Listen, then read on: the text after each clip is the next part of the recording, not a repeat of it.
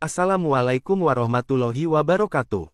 Halo teman-teman semua, berjumpa lagi di channel Galeri RNSW. Di video kali ini, saya akan menceritakan tentang sejarah penyebaran Islam Sunan Muria. Seperti apa ceritanya? Yuk, langsung saja kita simak videonya. Sejarah penyebaran Islam Sunan Muria.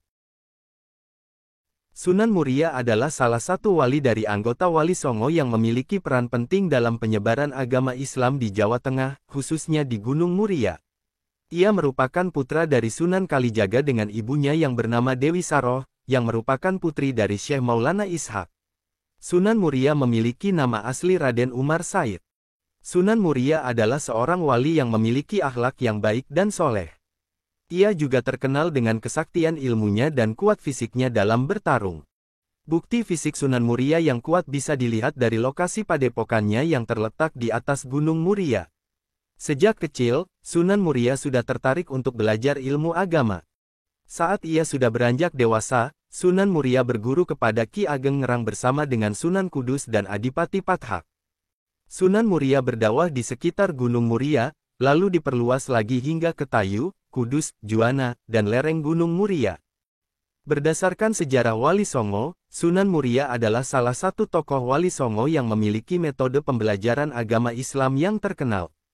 Dalam berdakwah di masyarakat, ia menggunakan cara syiar dengan menyisipkan nilai-nilai Islam ke dalam budaya dan kesenian masyarakat setempat. Metode dakwah yang dilakukan Sunan Muria sendiri lebih menekankan pendekatan secara langsung kepada masyarakatnya. Sasaran dakwah beliau adalah para pedagang, nelayan, pelaut dan rakyat jelata.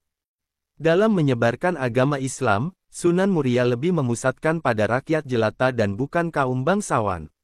Sunan Muria lebih akrab dan suka berdakwah kepada rakyat jelata, karena memiliki jumlah paling banyak dan mereka juga lebih mudah menerima ajaran ilmu-ilmu baru. Ia lebih senang mengasingkan diri bersama rakyat jelata dibandingkan tinggal di pusat kerajaan Demak. Metode dakwah Sunan Muria disebut dengan topo ngeli, yang berarti menghanyutkan diri di dalam masyarakat. Sementara itu, agar bisa berbaur dengan masyarakat sekitar pegunungan tersebut, ia kerap memberikan keterampilan untuk para pelaut, nelayan, pedagang, dan rakyat jelata. Sunan Muria memberikan beberapa keterampilan seperti cara bercocok tanam, cara berdagang, menangkap ikan, membuat perahu, dan lainnya. Keterampilan ini ia ajarkan karena dalam semasa hidupnya selain mengajarkan ilmu keislaman, Sunan Muria juga bertani, berdagang, dan melaut. Keterampilan-keterampilan bercocok tanam, berdagang, dan juga melaut merupakan kesukaannya. Sunan Muria bisa mengumpulkan mereka yang secara tidak langsung adalah pekerja yang sangat sulit untuk meluangkan waktu belajar agama. Dengan memberikan keterampilan tersebut, Sunan Muria dapat dengan mudah menyampaikan ajaran Islam kepada mereka. Dengan memberikan kepercayaan kepada masyarakat, Sunan Muria dapat diterima dengan baik oleh masyarakat dan lebih mudah untuk menyebarkan ajaran agama Islam di tempat itu. Meskipun Sunan Muria diterima dengan baik oleh masyarakat, bukan berarti proses dakwahnya berjalan dengan lancar. Kebanyakan penduduk di kawasan Gunung Muria masih menganut kepercayaan turun-temurun yang sulit untuk dirubah.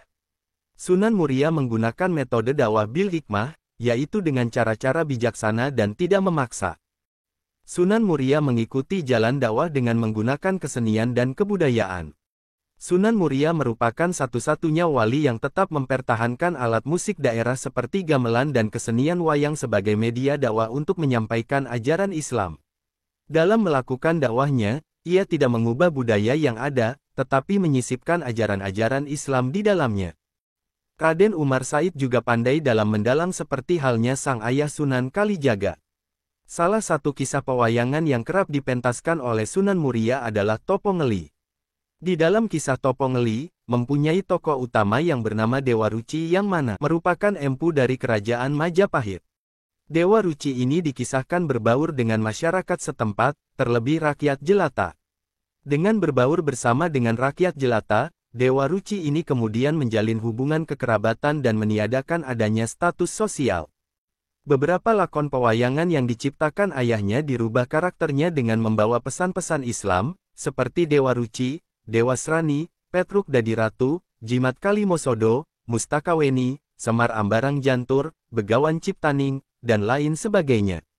Dengan lakon-lakon yang diciptakan ayahnya itu, ia mampu menyampaikan ajaran Islam dengan baik.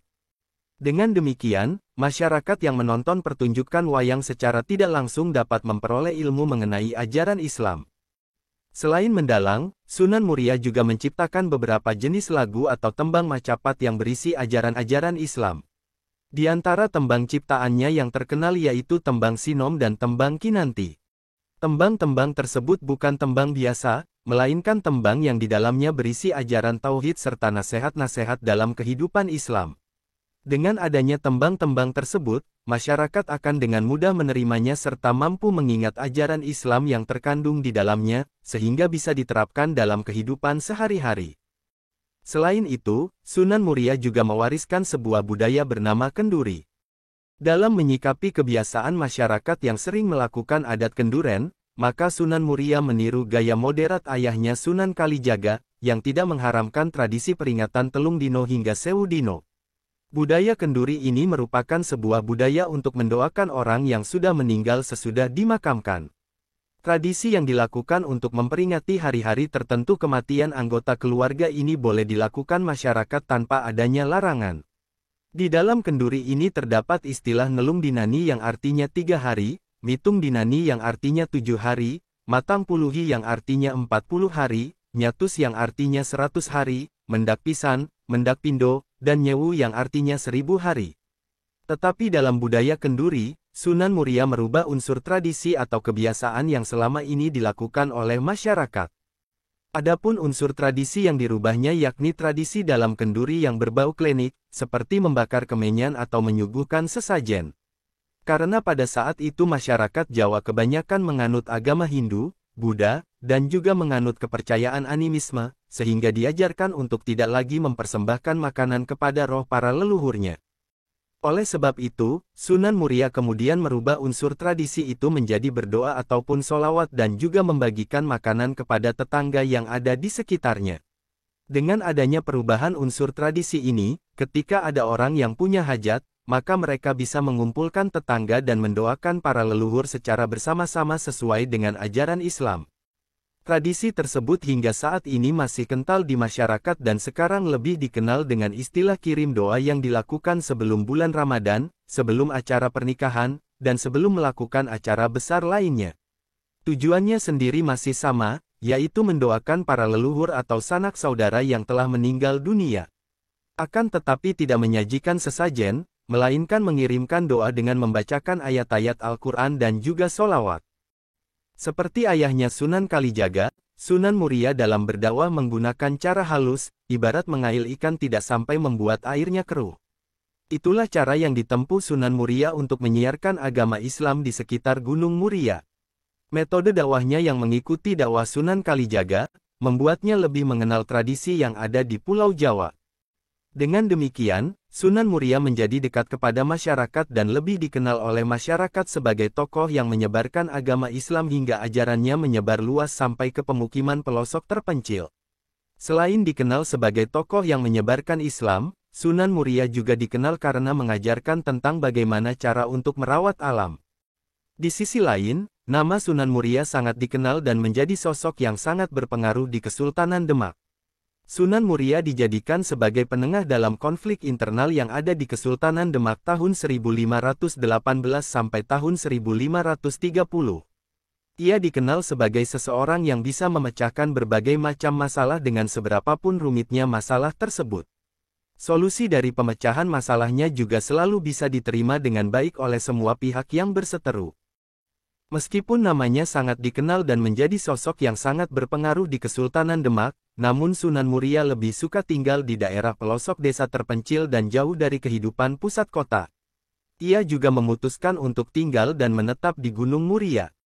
Gunung Muria ini merupakan salah satu gunung yang berada di pantai utara Jawa Tengah, tepatnya di sebelah timur laut kota Semarang. Sunan Muria bertempat tinggal di Gunung Muria yang salah satu puncaknya bernama Colo, yang letaknya berjarak sekitar 18 km di sebelah utara kota Kudus. Gunung Muria ini masuk ke dalam 3 wilayah kabupaten, yakni Kabupaten Kudus, Kabupaten Jepara, dan juga Kabupaten Pati. Konon, nama julukan Muria yang diberikan kepada Raden Umar Said diambil dari tempat tinggal terakhirnya di lereng Gunung Muria. Salah satu alasan kenapa Sunan Muria lebih memilih untuk berdakwah di pedalaman, karena ia merasa bahwa masyarakat yang ada di pelosok desa tidak memperoleh pengetahuan mengenai ajaran Islam. Ditambah lagi, kondisi ekonomi masyarakat di sana tergolong kurang mampu. Sehingga Sunan Muria ingin berdakwah sekaligus memajukan kehidupan ekonomi yang ada di sana. Meskipun pusat berdakwahnya adalah di Gunung Muria, tetapi pengaruh Sunan Muria tergolong sangat luas. Karena tidak hanya masyarakat yang tinggal di Gunung Muria dan sekitarnya saja yang berdakwah dengan Sunan Muria, tetapi masyarakat dari luar kota sampai luar Pulau Jawa juga datang ke Gunung Muria menemui Sunan Muria yang tak lain bertujuan untuk memperoleh keterampilan serta ilmu pengetahuan tentang ajaran Islam. Itulah yang kemudian membuat Sunan Muria dikenal luas oleh masyarakat dari luar Jawa Tengah.